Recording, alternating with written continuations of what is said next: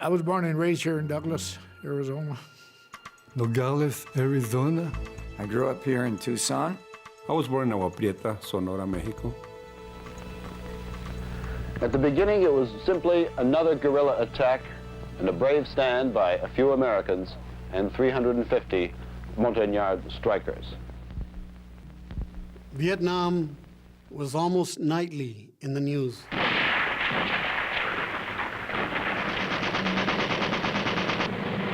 All I heard is, there was people getting drafted from the neighborhood.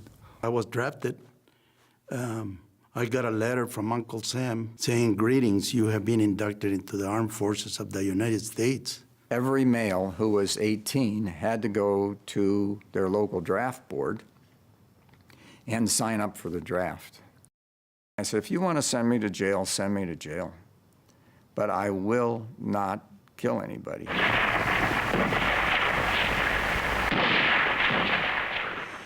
I enlisted in April, maybe March of '67. I had a pretty good idea I was going to end up in Vietnam. And so I decided I would enlist, go in the Marine Corps, where I could get the best training to survive Vietnam. After I got my wings, I went to Luke and got my first assignment to F-100, so that was 6 months of training at Luke. They had a big sign that they trained troops for Vietnam. And then the colonel, he says, "Look who's behind you, next to you, in front of you. Look around," he says. So we look around and says, "Some of you are not coming back. If you do come back, you come in the back."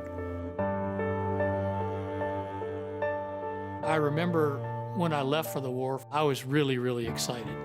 And I turned around and looked at my wife, and she was crying. And I'm thinking to myself, my gosh, I'm going to be a fighter pilot in a real war, a war for men with hair on their chests. And there's missiles and MiGs, and our bases are rocketed, mortars at night. Our bases are under attack. I mean, what's not to like about this? This is everything I've dreamed about. There was no hesitation on my part.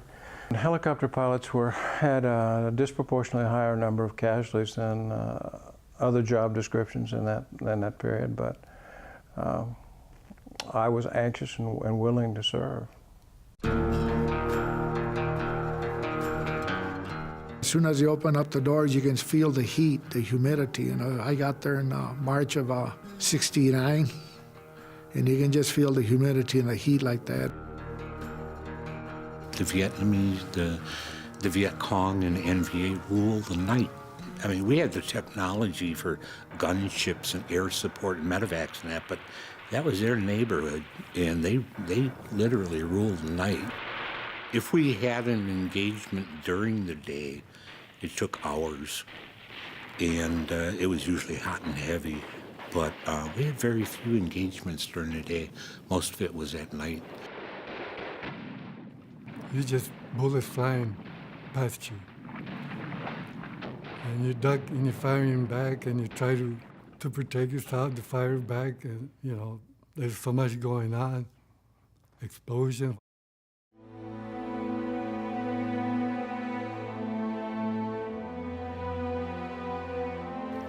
Being a corpsman was purely volunteer at that point, so our numbers were not great.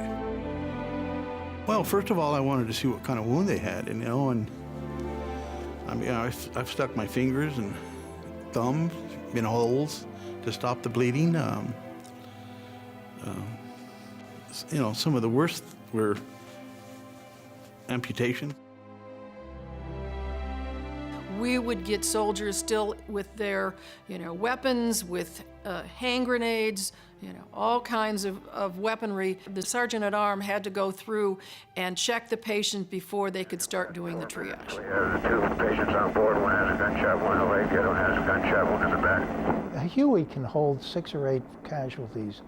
The most that we ever had come in on a Huey was 24 casualties, 3 of whom were hanging from the struts. The issue of those that die in your hands, you do your best as far as you can if you think there's salvageability, but there's a point at which it's too much and it overcomes you, and you just have to go on to the next issue, but it hurts. I was in Firebase Birmingham when an officer, I believe was a lieutenant, came to me and he says, Specialist Top? Yeah, I said, yes. You know, you're not a U.S. citizen? I said, I'm not a U.S. citizen. He said, you know you're not supposed to be here.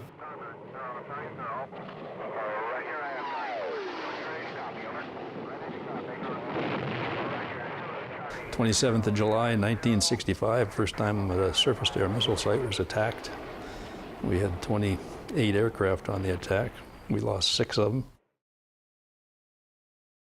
I got a lieutenant or an officer, he come up and said that I had a few days left. You know, I said my goodbyes, my hugs, and my tears, and my adios.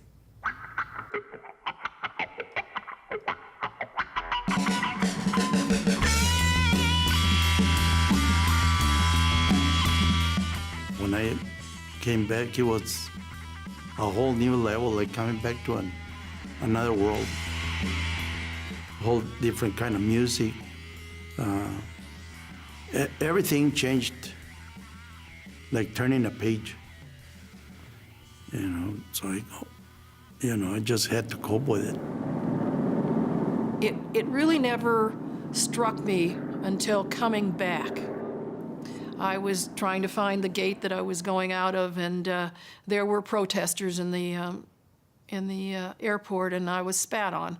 So after that, I went into the ladies' room, and I took my bars off, and I took my cover off, and I just looked like I had a black coat on.